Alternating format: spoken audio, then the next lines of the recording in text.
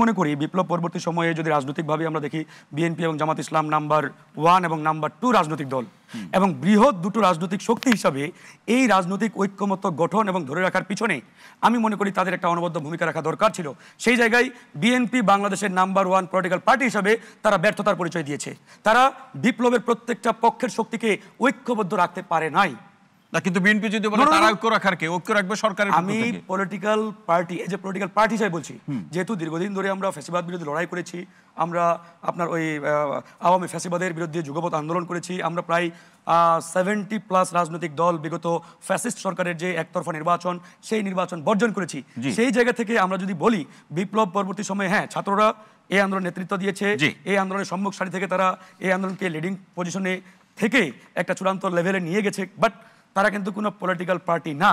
কিন্তু আপনার দলের গণ অধিকার পরিষদে দুইজন নেতাকে এলাকায় কাজ করার জন্য চিঠি পর্যন্ত দিয়েছে, আর কিভাবে আপনাদেরকে সন্তুষ্ট এই বিষয়ে আমরা বিএনপির যারা শীর্ষ নেতৃত্ব রয়েছেন তাদেরকে আমরা জিজ্ঞেস করেছিলাম যে এই চিঠিটি আসলে কিভাবে আপনারা দিলেন। হ্যাঁ, সেই সদুত্তর তারা পরিষ্কারভাবে আমাদের কাছে দিতে পারে না। কিন্তু চিঠি পাওয়ার পর আপনারা তো আমাদের রাজনৈতিক সমাবেশও করে ফেললেন। আমরা আমাদের জায়গা থেকে যেটি পরিষ্কারভাবে মিডিয়াতেও জানিয়েছি এবং আমরা স্টেটমেন্টও দিয়েছি যে বিএনপির এই চিঠির সাথে আমাদের গণ অধিকার পরিষদের রাজনৈতিক কিংবা সাংগঠনিকভাবে কোনো ধরনের সংশ্লিষ্টতা নেই। বিএনপি আমাদের বলেছিল আমরা এলাকায় ঢুকতে পারি না বা পারছি না, আমরা বিএনপির সহযোগিতা চেয়েছি, তারই পরিপ্রেক্ষিতে বিএনপি চিঠি ইস্যু করেছে, কিন্তু এটা অ্যাবসলিউটলি রং। আমরা আমাদের দলের জায়গা থেকে বিএনপির কাছে এ ধরনের কোনো চিঠি চেয়ে এই ধরনের কোনো আবেদন কিংবা এই ধরনের কোনো অ্যাপ্লিকেশন আমরা করি নাই। সেই জায়গা থেকে তারা মানে সব প্রণোদিত হয়ে এই ধরনের চিঠি হয়তো দিয়েছে তাদের রাজনৈতিক জায়গা থেকে। মানে কি বিএনপি গণ অধিকার পরিষদকে বিপদে ফেললো?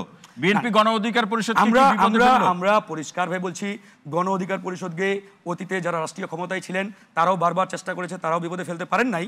এবং আমরা এটাও চ্যালেঞ্জ দিই এবারে তো ক্ষমতার বিপদে ফেললো কিনা, এবার ক্ষমতার বিপদে ফেললো কিনা আমরা এটাও বলতে পারি এখন যারা আছি তারা এবং ভবিষ্যতে যারা রাষ্ট্রীয় ক্ষমতায় আসবে, যদি আমরাও আসি কিংবা অন্য কেউ রাজনৈতিক দল হিসেবে সরকার গঠন করে, তারাও গণ অধিকার পরিষদকে রাজনৈতিকভাবে কোনো ধরনের চ্যালেঞ্জের মুখে কিংবা এই ধরনের কোনো মানে ট্রিট করলে রাজনৈতিকভাবে ট্রিট করতে হবে, অফকোর্স অন্য কোনো প্রক্রিয়ার কোনো সুযোগ নাই। কারণ এটা মনে রাখবেন গণ অধিকার পরিষদ গতানুগতিক কোনো রাজনৈতিক দল নয়। অসংখ্য ধন্যবাদ ফারুক হাসান। জাস্ট 30 ফারুক ভাই, আজকে যদি গণ অধিকার পরিষদকে আপনি কোনো গতানুগতিক রাজনৈতিক দলের কাতারে ফেলে দেন, এটা অ্যাবসলিউটলি রং।